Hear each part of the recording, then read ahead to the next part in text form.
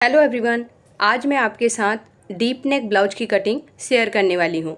Princess cut के साथ belt style में हम ब्लाउज बनाएंगे, जिसमें दोनों साइड वी नेक डिजाइन रहेगा। इस वीडियो में आपको इसकी कटिंग और मार्किंग का पूरा प्रोसेस स्टेप बाय स्टेप बताऊंगी, इसलिए वीडियो को बिना स्किप किए लास्ट तक ध्यान से देखें और सीखें। कटिंग को आसान तरीके से समझाने की पूरी कोशिश करूंगी। तो चलिए बिना देर किए हुए आज की वीडियो शुरू करते हैं। तो पहले हम बैक पार्ट की कटिंग करेंगे। ब्लाउज की लेंथ हमें रखनी है 14.5। इसमें हम 1.25 इंच मार्जिन का ऐड करेंगे, तो टोटल 15.75 इंच में मार्क करेंगे। यहाँ पर भी हमें सेम मार्किंग करना है। अब शोल्डर वाली लाइन को हमें स्ट्रेट कर देना है। फुल शोल्डर का मेजरमेंट है 14.5, उसका हाफ करके 7.25 इंच में मार्क करेंगे। अब हमें शोल्डर माइनस करना है, लेकिन उससे पहले हमें नेक डीप पता होना चाहिए कि कितना हमारा नेक डीप है। तो मुझे नीचे कमर की जो बेल्ट रेडी करनी है वो 3.5 इंच करनी है। तो हम हाफ इंच कमर का मार्जिन उसमें ऐड करके 4 इंच में मार्किंग करेंगे। तो अब हम यहाँ पर नेक का डीप चेक करेंगे। 11.75 इंच में मार्किंग है, यानी कि 11.25 इंच का हमारा नेक का डीप है। तो उसके हिसाब से मैं यहाँ पर से 1.75 इंच माइनस करूँगी। ये हम हाफ ऑफ शोल्डर में से माइनस कर रहे हैं। अगर आपको फुल शोल्डर में से एक साथ में माइनस करना है तो 3.5 इंच माइनस करना है। माइनस करने के बाद यहाँ पे हमारा शोल्डर बच गया 5.5 इंच। नीचे भी हमें सेम 5.5 इंच में मार्क करना है। दोनों पॉइंट को मिलाते हुए लाइन ड्रॉ कर लेंगे। अब हाफ इंच में यहाँ पर से शोल्डर डाउन करूँगी। डीप नेक कर रहे हैं ना, तो बहुत ज़्यादा नहीं करना है। 0.25 इंच से आप हाफ इंच तक शोल्डर डाउन कर सकते हैं। आर्मोल डाउन करेंगे डीप नेक के हिसाब से। Chest divide by 6 plus half inch में हमें मार्किंग करना है। तो 6.5 इंच में मार्क करके हम चेस्ट वाली लाइन को भी स्ट्रेट कर देंगे। अब हम बैक पार्ट की कटिंग कर रहे हैं, तो हमें आर्मोल वाले पॉइंट से हाफ इंच बाहर की साइड में पहले मार्क करना है और शोल्डर वाले पॉइंट से इस तरीके से क्रॉस लाइन बना देनी है। अब हम यहाँ पे चेस्ट की मार्किंग करेंगे। तो यहाँ पर हमारा अभी डीप 11 इंच का है, तो हमें चेस्ट के मेजरमेंट में से हाफ इंच माइनस करना पड़ेगा। तो पहले हम 1/4 करेंगे। 34 इंच अपर चेस्ट का मेजरमेंट है, उसका 1/4 8.5 इंच होता है। उसमें से हम हाफ इंच माइनस करेंगे तो 8 इंच में मार्क करके 1.5 इंच का मार्जिन ले लेंगे। कमर के लिए मार्किंग करेंगे। 29.5 कमर का मेजरमेंट है, उसका हम 1/4 करेंगे तो 7.5 इंच से एक लाइन कम। और 1 इंच बैक डार्ट के ले लेंगे। 1.5 इंच का बाहर की साइड में मार्जिन ले लेंगे।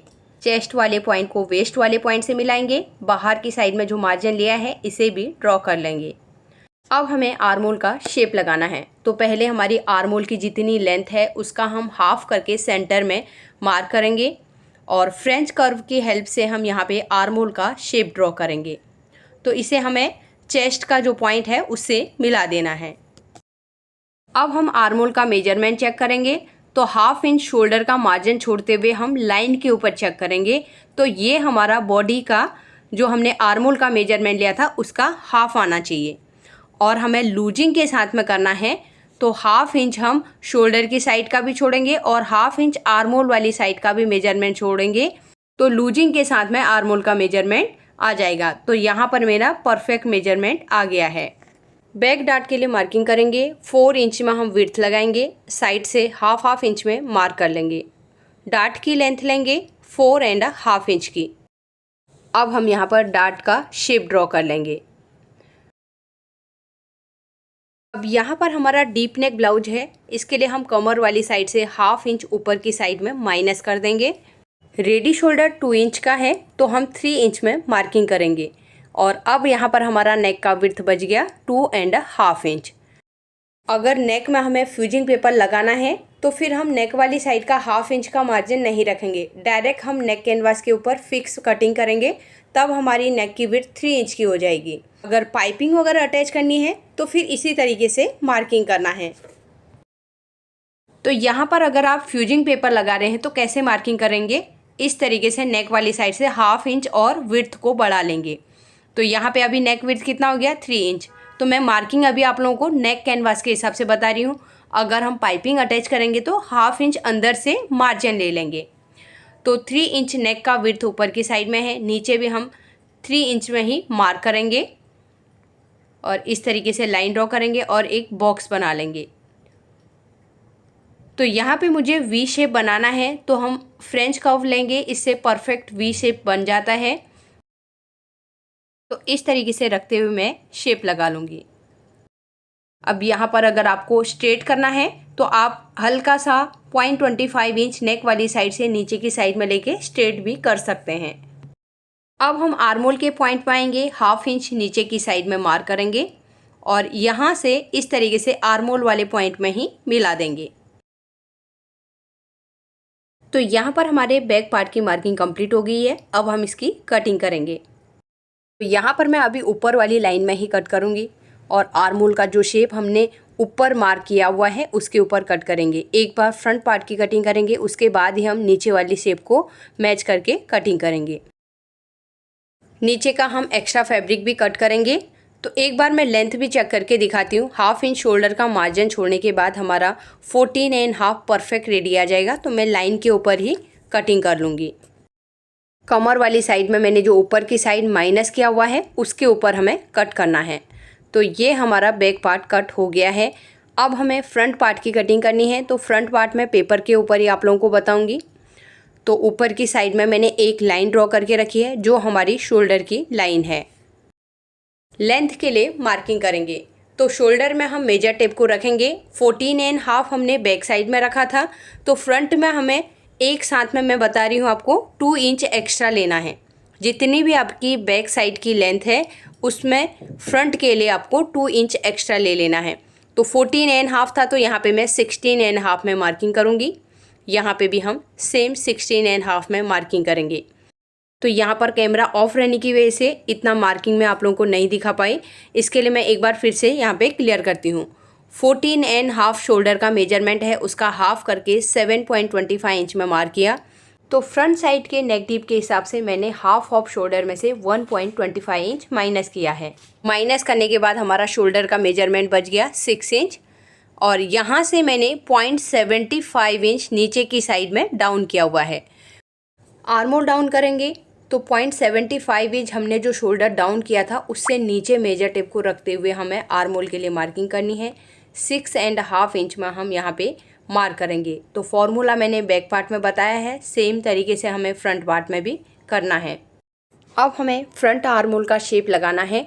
तो हमने जो लाइन ड्रॉ करके रखी है आर्मोल वाली, उस लाइन से 1/2 इंच अंदर की साइड में मार्क करेंगे। तो यहाँ पर से मैं 1/2 इंच अंदर की साइड में मार्क करूँगी। अब इसे हम ऊपर शोल्डर वाले पॉइंट से मिला देंगे। तो इस तरीके से क्रॉस मार्किंग हो जाती है। नीचे हमारा अंदर आ जाता है, शोल्डर हमारा जो मार्किंग है उसी में मिला देना है। आर्मोल लेंथ जितना आया उसका हम हाफ करके सेंटर में मार्क करेंगे और फ्रेंच कर्व की हेल्प से हम यहाँ पे आर्मोल का शेप लगा लेंगे।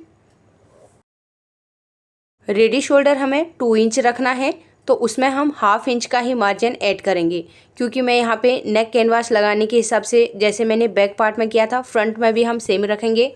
अगर हमें पाइपिंग अटैच करनी रहेगी तो हमें 1/2 इंच अंदर की साइड से और मार्जिन ऐड करना पड़ेगा।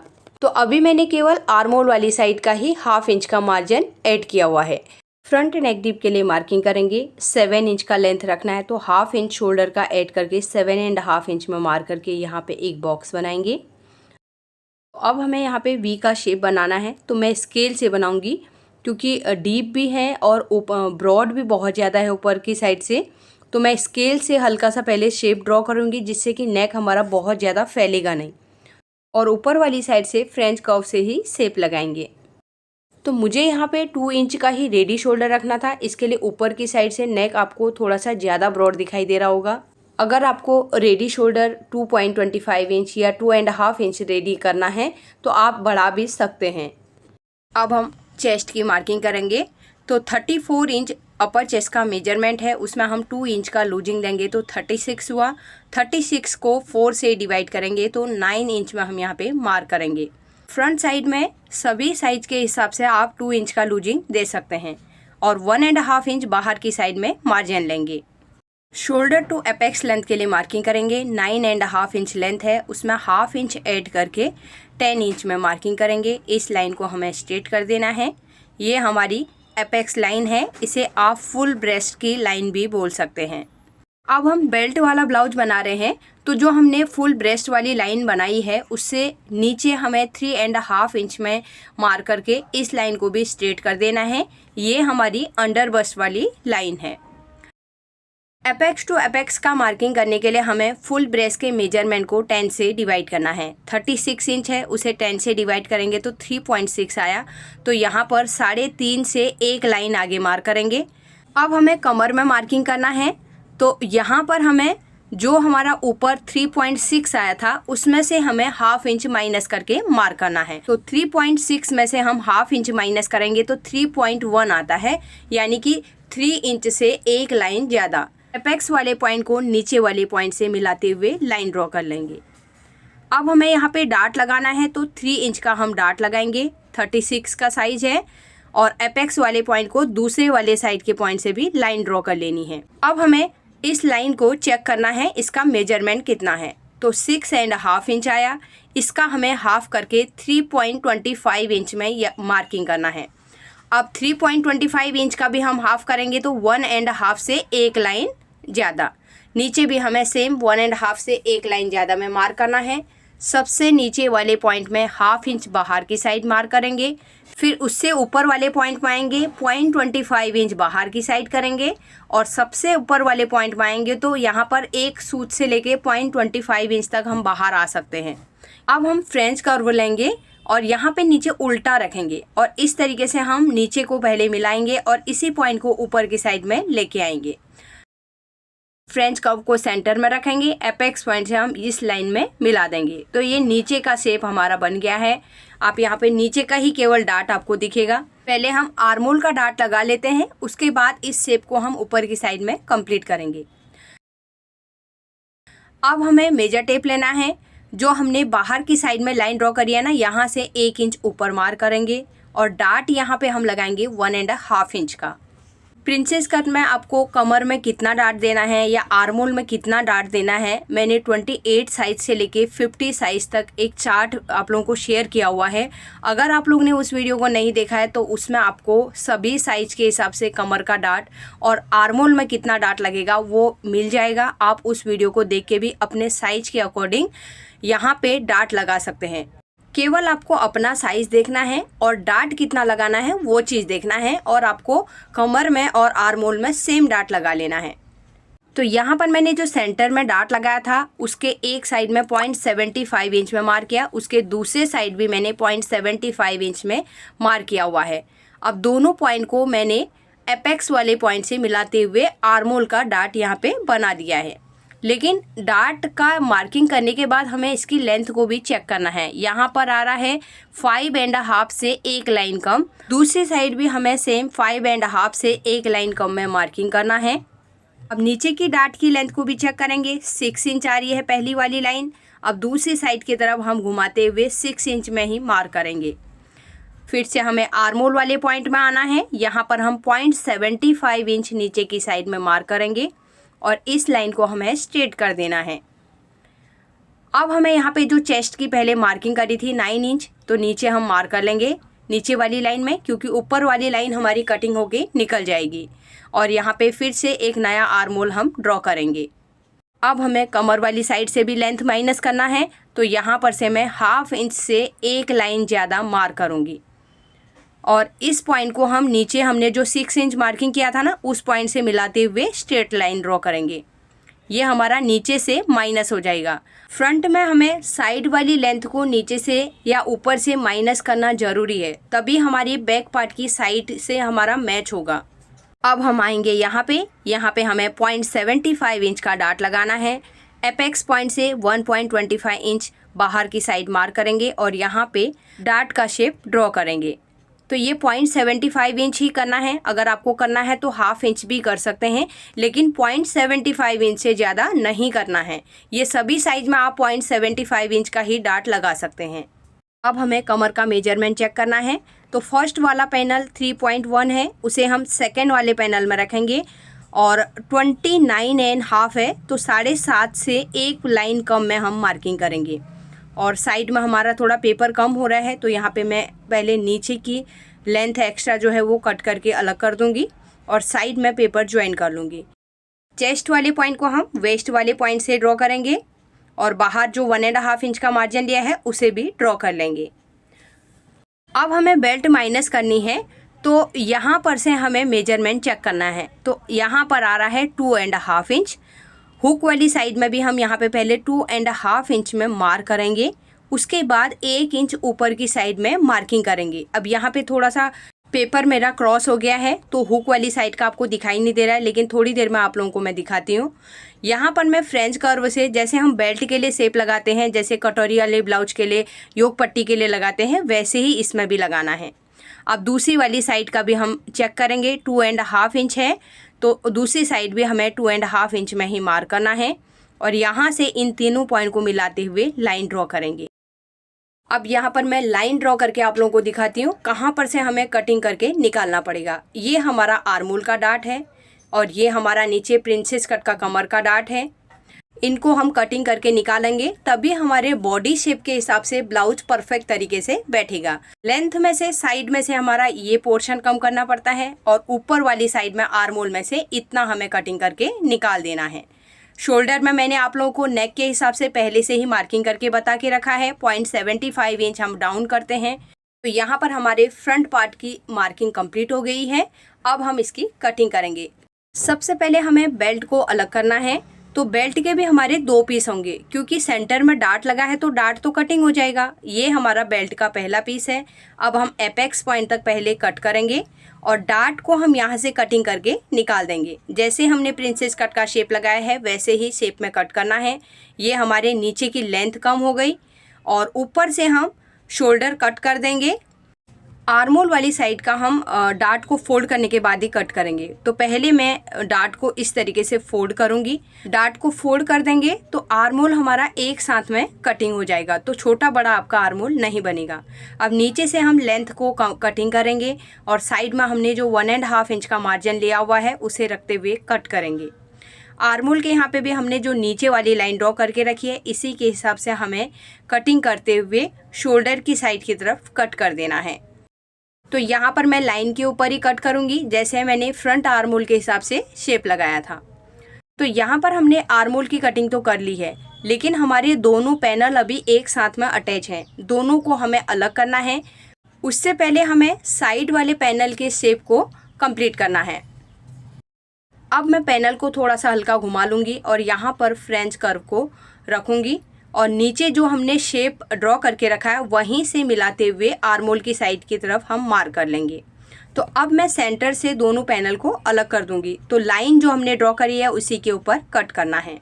हल्का सा कॉर्नर है, इसे हम कट करके निकाल देंगे।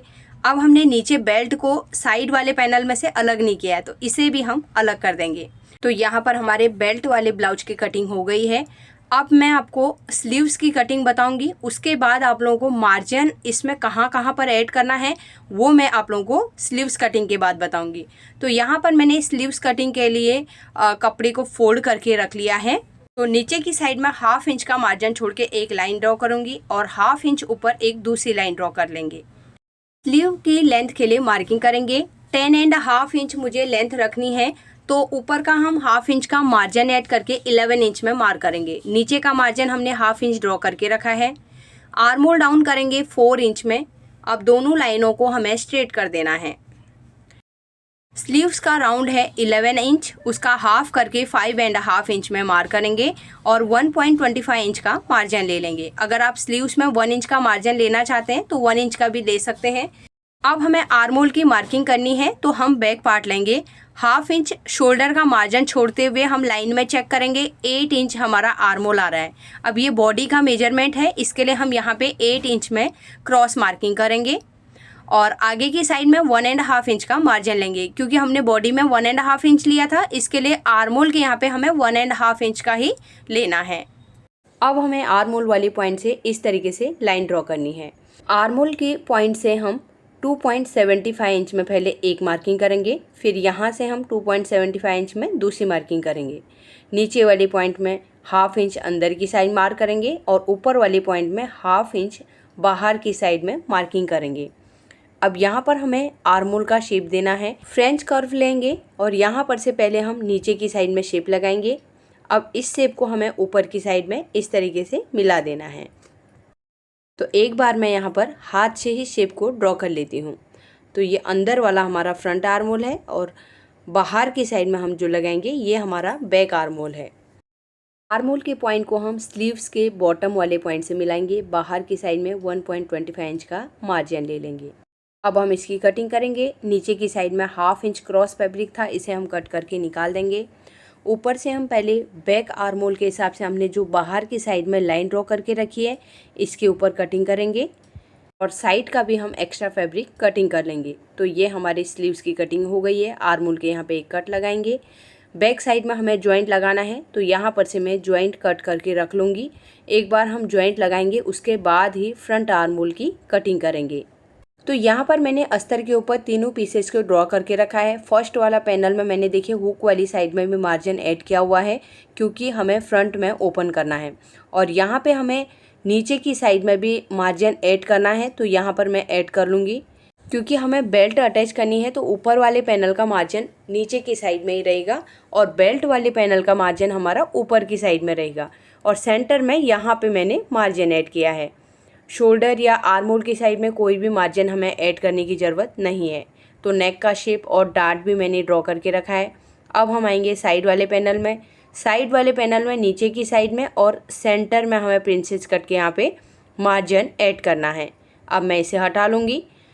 बेल्ट को भी मैंने यहाँ पे ड्रॉ करके रखा है। ऊपर वाली साइड में मैंने मार्जिन दिया है, नीचे की साइड में हमें कोई भी मार्जिन ऐड करने की ज़रूरत नहीं है। अब मैं इनकी कटिंग कर लूँगी। तो जहाँ पे मैंने मार्किंग करके रखा है उसी के ऊपर हमें कट करना है।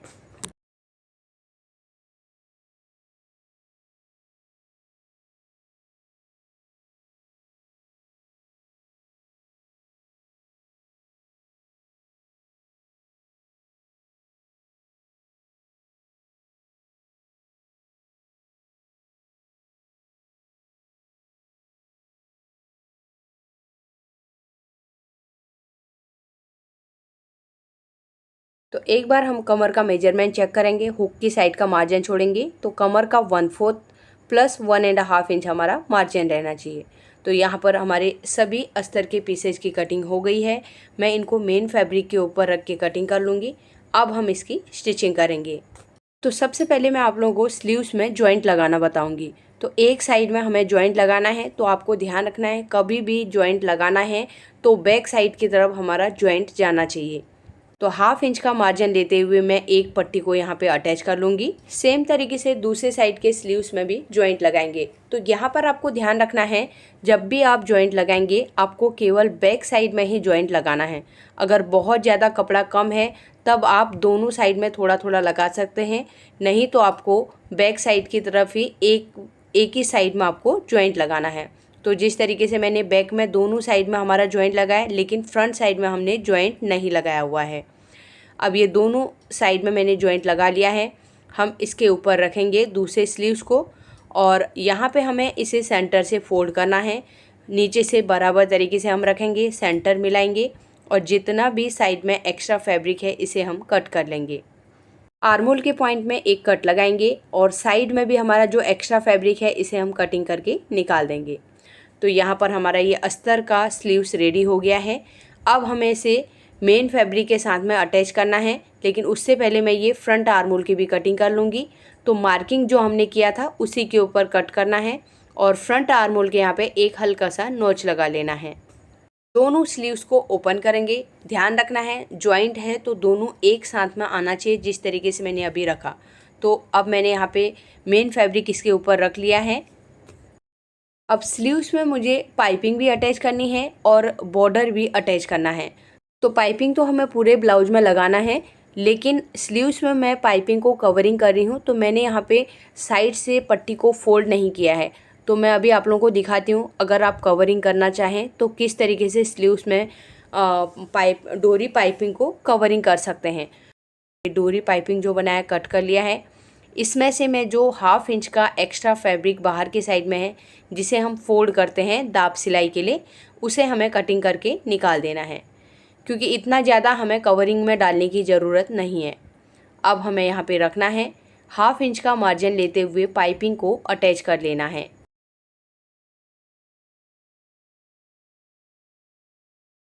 अब मेन फैब्रिक के ऊपर हम अस्तर को रखेंगे और पाइपिंग को कवर करेंगे, और जैसे हमने पहले 1/2 इंच का मार्जिन लिया था वैसे ही अब अस्तर के ऊपर सिलाई लगानी है।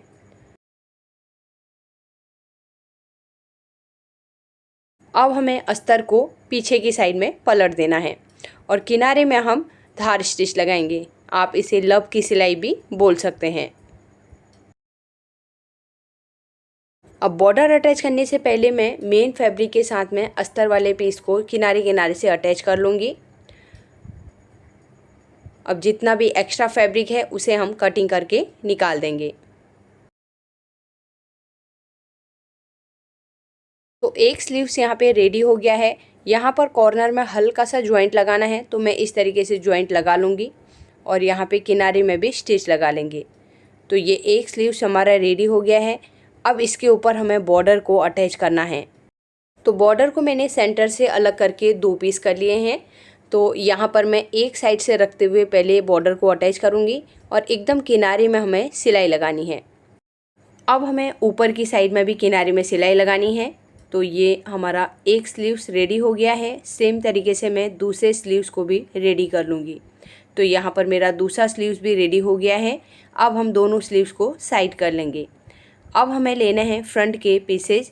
तो 3 पीस मैं पहले एक साइड के ले लूँगी।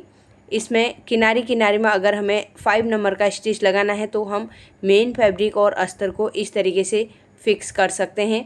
अगर आप फेविकॉल लगाना चाहें तो अस्तर के ऊपर किनारे किनारे में फेविकॉल लगा के उसे गरम प्रेस से स्टिक कर सकते हैं। तो यहाँ पर मैंने आपको कच्चा करना भी बता दिया है, किस तरीके से आप कच्चा कर सकते हैं। जितना भी एक्स्ट्रा फैब्रिक है उसे हम कट करके निकाल देंगे। तो ये मैं साइड वाले पैनल को लूँगी और यहाँ पे भी जितना भी एक्स्ट्रा फैब्रिक है इसे भी मैं कटिंग करके निकाल दूँगी। अब हमें सेंटर वाले पीस को लेना है। इसमें भी हमें पहले ही किनारे किनारे में 5 नंबर का स्टिच लगा के अस्तर को मेन फैब्रिक के साथ में फिक्स कर लेना है। फिर जितना भी एक्स्ट्रा फैब्रिक रहेगा उसे हमें कटिंग करके निकाल देना है। मुझे यहाँ पे नेक में डायरेक्ट पाइपिंग अटैच करनी है, तो मैंने 1/2 इंच का मार्जिन नेक वाली साइड से लिया हुआ है।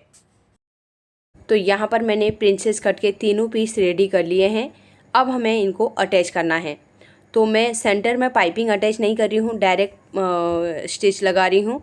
तो इस तरीके से हम रखेंगे पहले और 1/2 इंच का मार्जिन लेते हुए दोनों पैनल को अटैच करेंगे। तो बेल्ट अटैच करने से पहले हमें ऊपर के दोनों पैनल को अटैच करना है, उसके बाद ही हमें बेल्ट को अटैच करना है।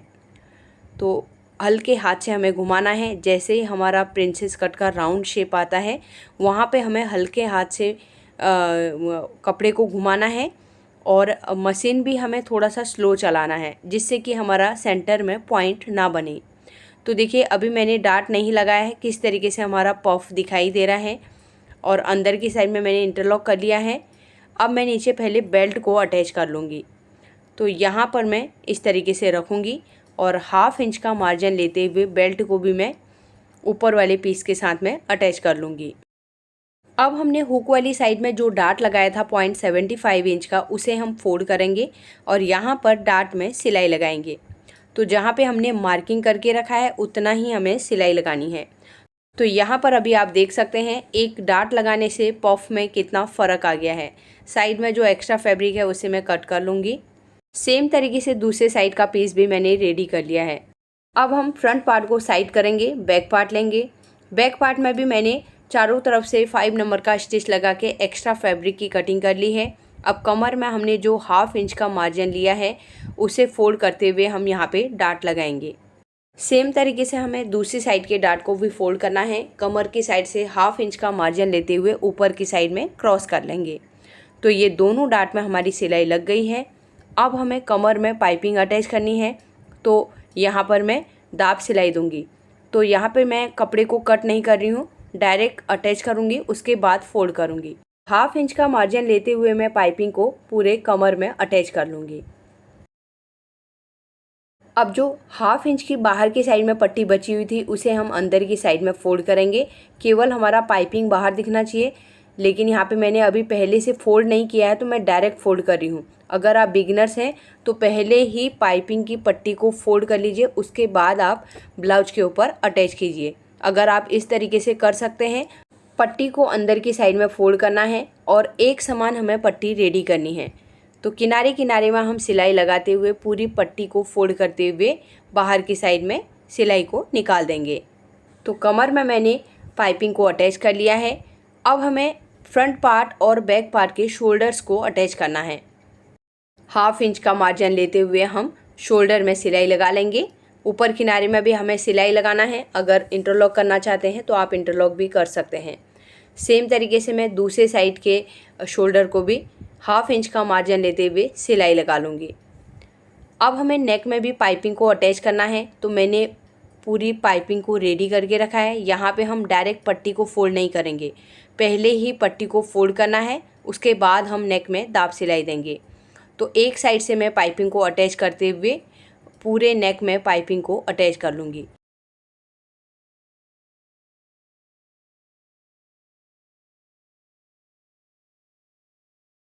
जैसे ही हम बैक साइड में वी के पॉइंट में आएंगे, यहाँ पे हमें सेंटर में मार्क करना है। सिलाई को हमें आगे पीछे लॉक करते हुए जो वी के पॉइंट में पट्टी आ रही है वहाँ पे हमें हल्का सा कट लगाना है।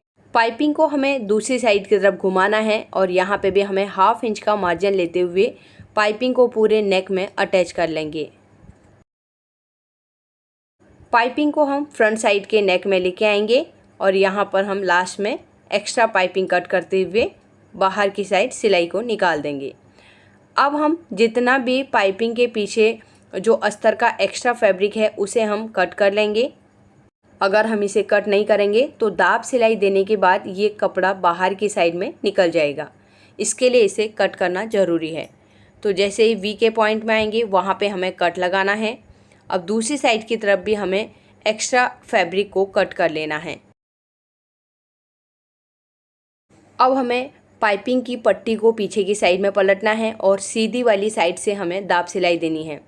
तो हम बराबर 1 फुट का गैप लेते हुए सिलाई लगाएंगे तो हमारी एक समान सिलाई आएगी।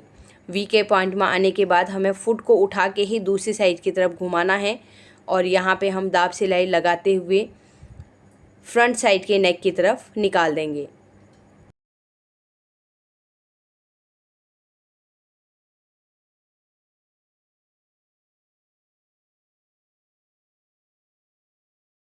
हुक पट्टी और आई पट्टी दोनों को एक साथ में रख के उनकी लेंथ को चेक करना है।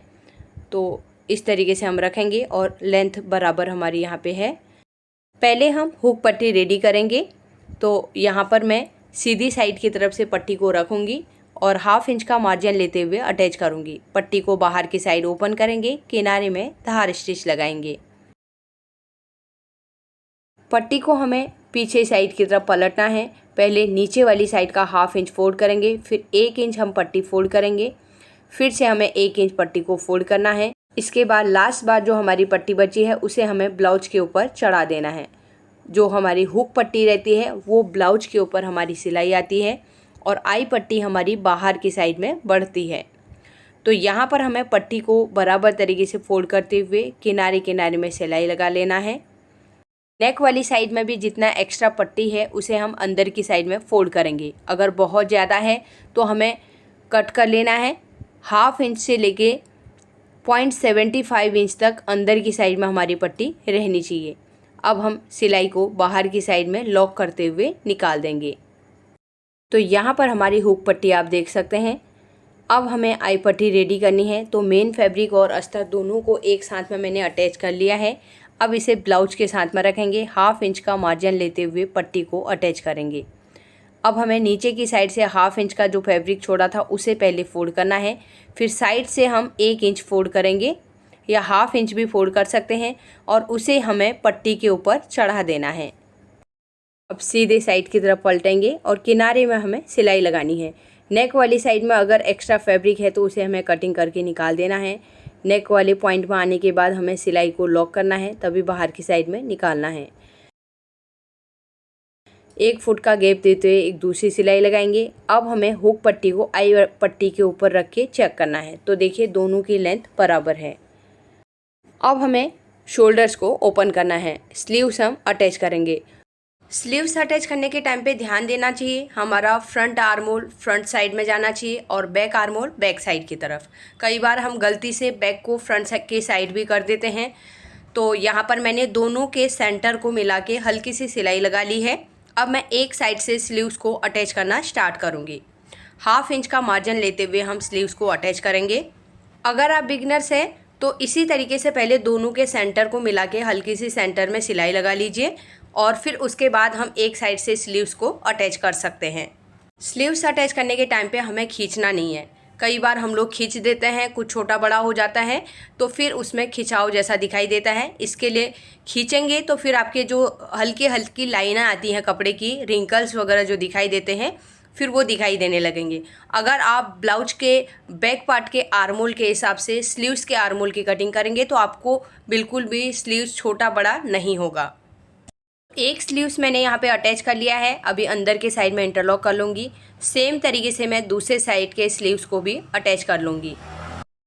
अब यहाँ पर मैं बिना सेंटर मिलाए एक साइड से स्लीव्स को अटैच करके दिखा रही हूँ। तो देखिए मैं किस तरीके से अटैच कर रही हूँ और लास्ट में ब्लाउज स्टिच करने के बाद मैं आप लोगों को आर्मोल के पॉइंट में भी दिखाऊंगी। अगर आप लोगों के आर्मोल दोनों की सही तरीके से कटिंग रहेगी तो आप लोगों का बिल्कुल भी आर्मोल के पॉइंट में सिलाई आपकी ऊपर नीचे बिल्कुल भी नहीं जाएगी। तो देखिए मैंने ये दूसरा स्लीव्स भी अटैच कर लिया है। अब मैं अंदर की साइड में इंटरलॉक कर लूँगी। अब हमें साइड की फिटिंग करनी है। तो नीचे की साइड में हमारा मार्किंग है तो उसी के ऊपर मैं सिलाई लगाऊंगी। जो भी मैं फिटिंग वाली आपको मार्किंग बताती हूँ उसी के ऊपर हमें सिलाई लगानी है। तो दोबारा से आपको नापने की वैसे ज़रूरत नहीं पड़ेगी। अब यहाँ पर एक साइड में स्लीव्स की मार्किंग नहीं है क्योंकि इसके दूसरे वाले साइड में मैंने मार्किंग किया हुआ है। अगर आप बिगनर्स हैं आप दोनों साइड भी मार्किंग कर सकते हैं तो आपको फिर बाद में दोबारा से स्लीव्स में मार्किंग करने की ज़रूरत नहीं पड़ेगी। तो दूसरी साइड भी मैं जो मार्किंग है उसी के ऊपर सिलाई लगाऊंगी। स्टार्टिंग में हम लॉक करेंगे जिससे कि हमारी सिलाई खुलेगी नहीं। अब यहाँ पर आर्मोल के पॉइंट में रुकते हुए हमें नीचे पहले बराबर कर लेना है कमर की साइड में, फिर लास्ट में भी हमें यहाँ पे आगे पीछे करके लॉक करना है। अब सेम तरीके से मैं 2-3 एक्स्ट्रा सिलाइयाँ लगा लूँगी जो फ्यूचर में कभी खोलने के काम आएगा। अब यहाँ पर मैंने पूरा ब्लाउज एक बार अच्छे से प्रेस कर लिया है। अब मैं यहाँ पर आपको आर्मोल के पॉइंट में दिखाती हूँ। तो यहाँ पर अभी आप देख सकते हैं हमारी सिलाई फिटिंग वाली पूरी एक लाइन में आ रही है और आर्मोल वाली आर्मोल के साइड में जा रही है। और एक बार मैं दूसरी साइड भी आपको दिखा देती हूँ। तो यहाँ पर भी आप देखिए एक सीध में हमारी सिलाई आ रही है। तो आज की वीडियो में हमने दोनों साइड में डीप नेक ब्लाउज की कटिंग करी है। अगर आप डीप नेक ब्लाउज बना रहे हैं दोनों साइड तो इस वीडियो को देख के कटिंग कर सकते हैं। शेप आपका कोई भी हो सकता है, ज़रूरी नहीं है वी नेक ही बनाना है। तो आप कोई भी शेप चेंज कर सकते हैं। केवल दोनों साइड में आपका डीप नेक होना चाहिए। और आप शॉर्ट स्लीव बनाना चाहते हैं तब भी आप इस वीडियो को देख के कटिंग कर सकते हैं। कुछ भी चेंज करने की ज़रूरत नहीं है, केवल आपको स्लीव का लेंथ कम करना पड़ेगा और कटिंग में कोई भी चेंज नहीं करना है। आर्मोल भी सेम रखना है, चेस्ट में लूजिंग भी उतना ही देना है जितना मैंने आप लोगों को बताया हुआ है। तो उम्मीद करती हूँ कि आज की वीडियो आप लोगों को पसंद आई होगी। वीडियो अच्छी लगी तो वीडियो को लाइक शेयर और सब्सक्राइब जरूर करें। बेल आइकन को भी प्रेस कर दीजिए जिससे कि आपको आने वाली वीडियो का नोटिफिकेशन मिल जाएगा। तो मिलते हैं एक नई वीडियो के साथ में। Thanks for watching.